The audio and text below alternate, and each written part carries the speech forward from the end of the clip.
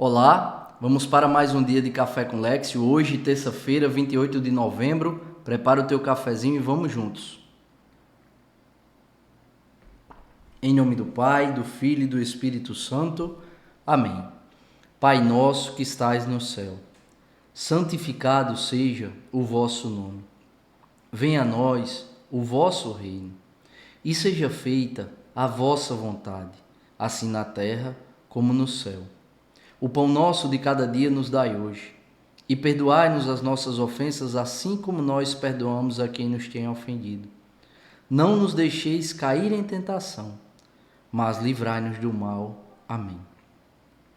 Ave Maria, cheia de graça, o Senhor é convosco. Bendita sois vós entre as mulheres, e bendito é o fruto do vosso ventre, Jesus.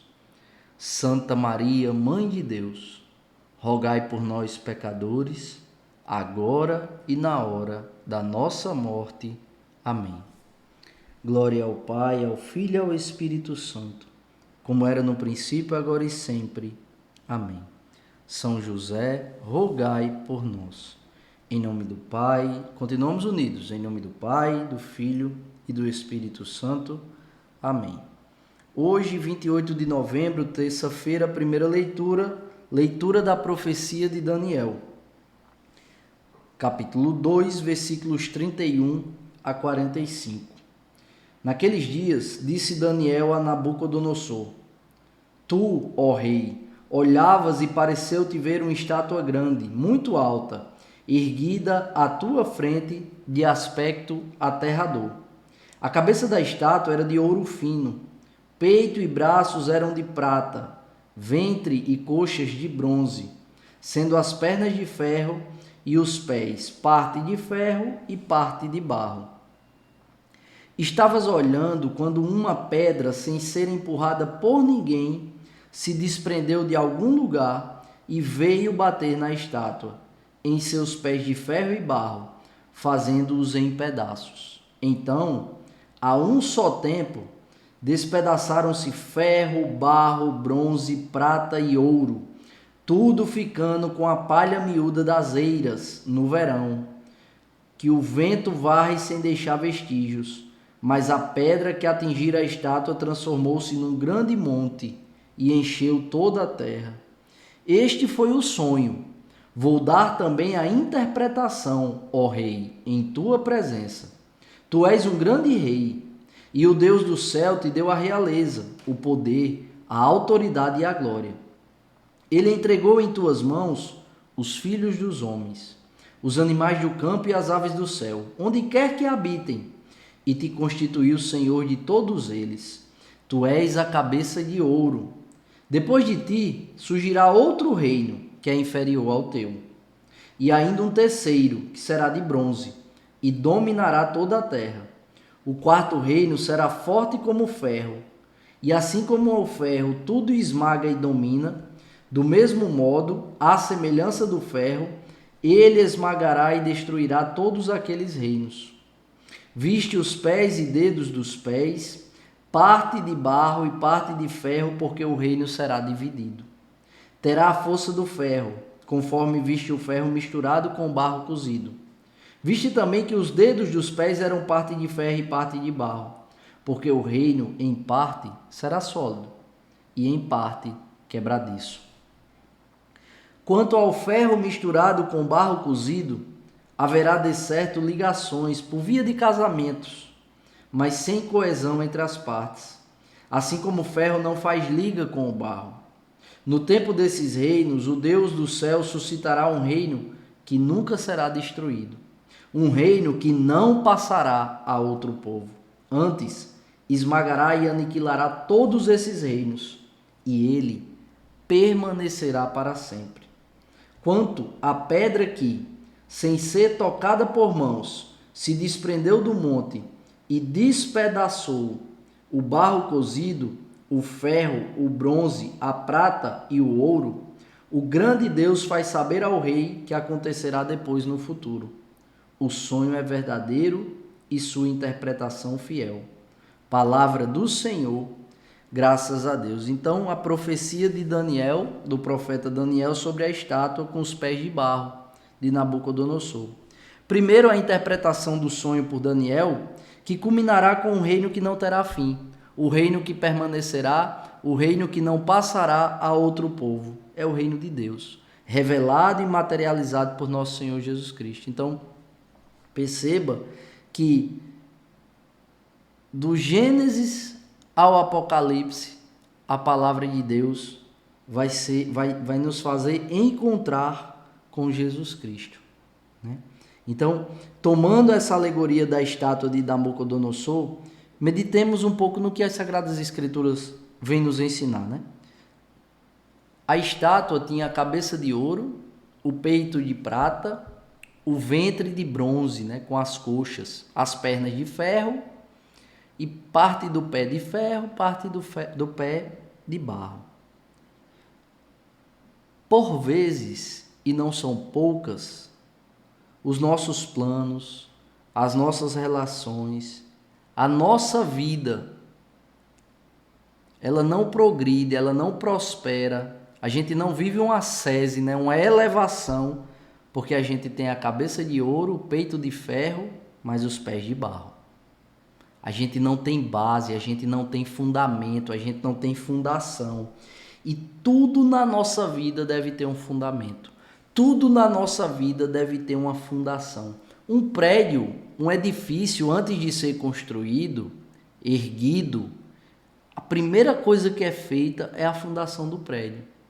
Mas a fundação do prédio, ela não é a parte do prédio que é mais explícita. A fundação do prédio, ela goza de digamos assim, de um escondimento.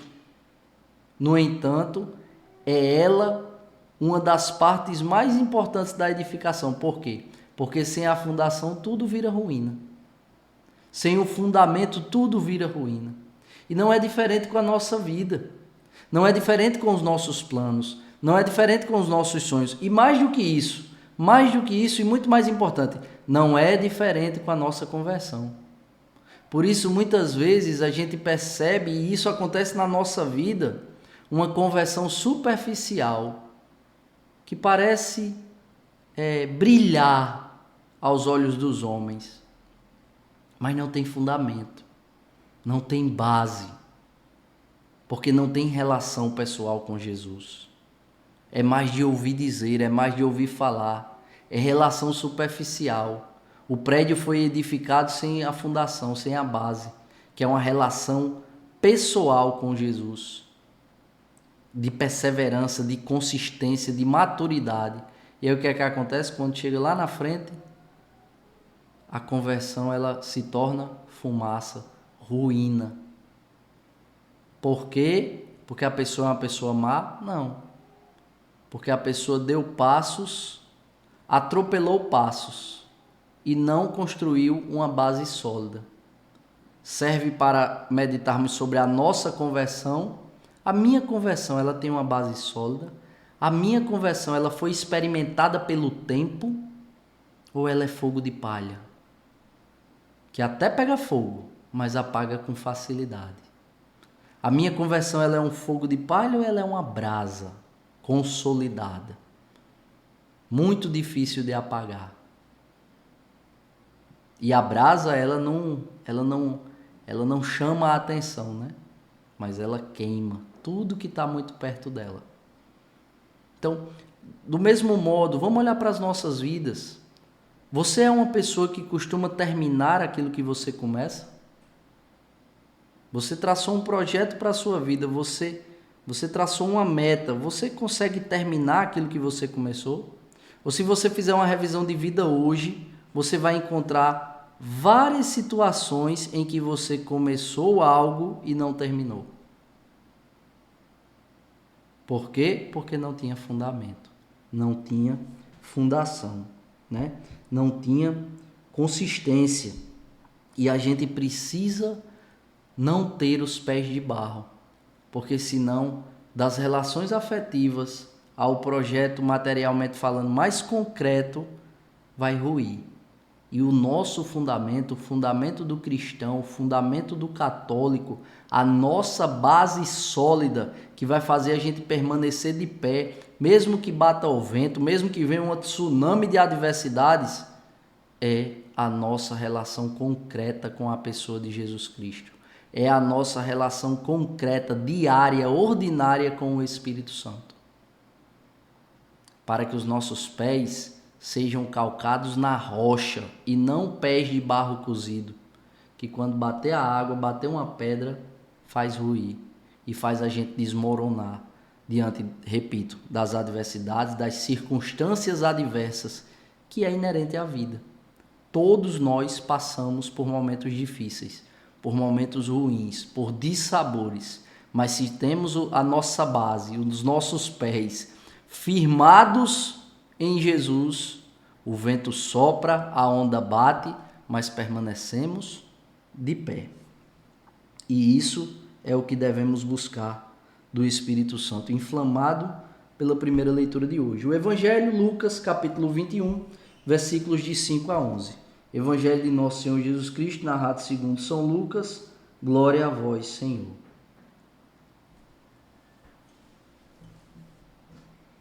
Naquele tempo, algumas pessoas comentavam a respeito do templo, que era enfeitado com belas pedras e com ofertas votivas.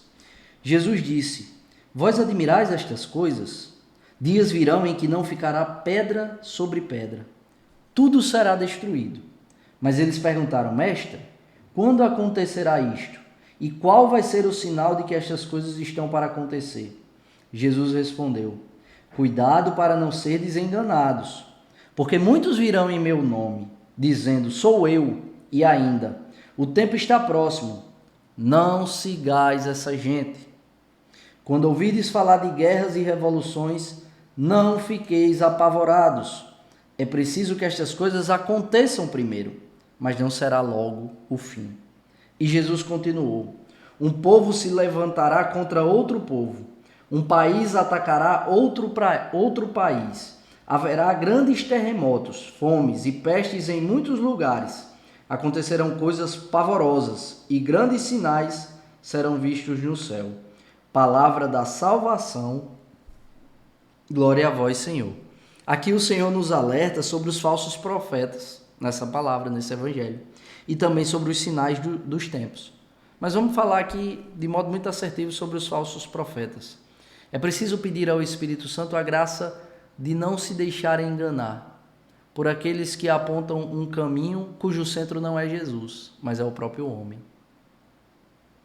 A teologia da prosperidade, né?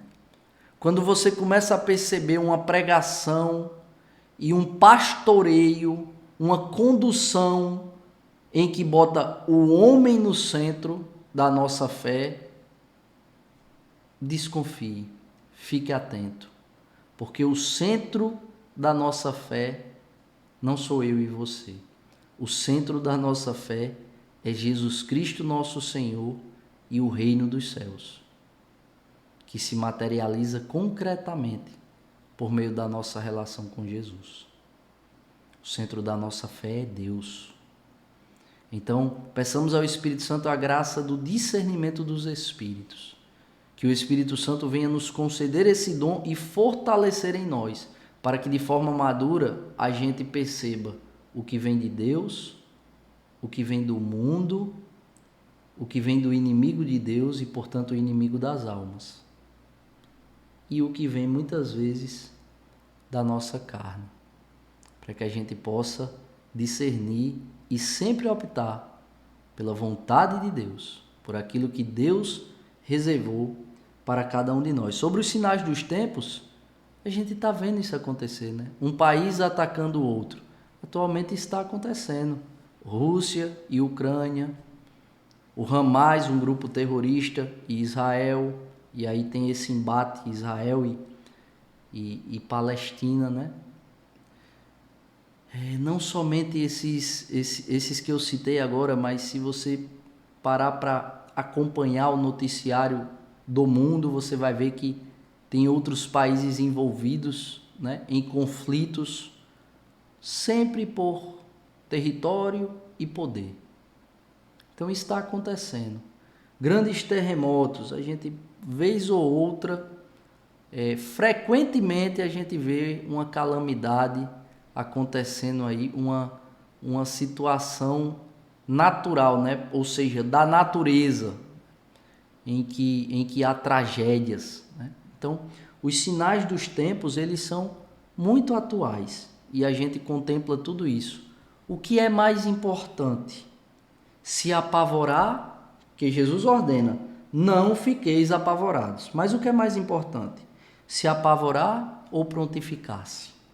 Morrer de medo ou estar pronto? Porque se você se preocupa em morrer de medo e potencializa o medo que você vê dessas coisas, da guerra, das tragédias naturais, você potencializa isso, isso acaba tomando lugar de Deus na sua vida. Agora, se você contempla tudo isso com serenidade, com maturidade, e volta o teu olhar para Jesus, você vai se preocupar em estar pronto para o Senhor. Para quando o dia do Senhor chegar para mim e para você, nós possamos estar prontos. Isso é o mais importante. E é isso que devemos perseguir na nossa oração pessoal, na nossa Léxio Divina, essa graça do Espírito Santo. Que Deus nos abençoe e nos aprove a cada passo. Se vivo, vivo pela misericórdia do Senhor.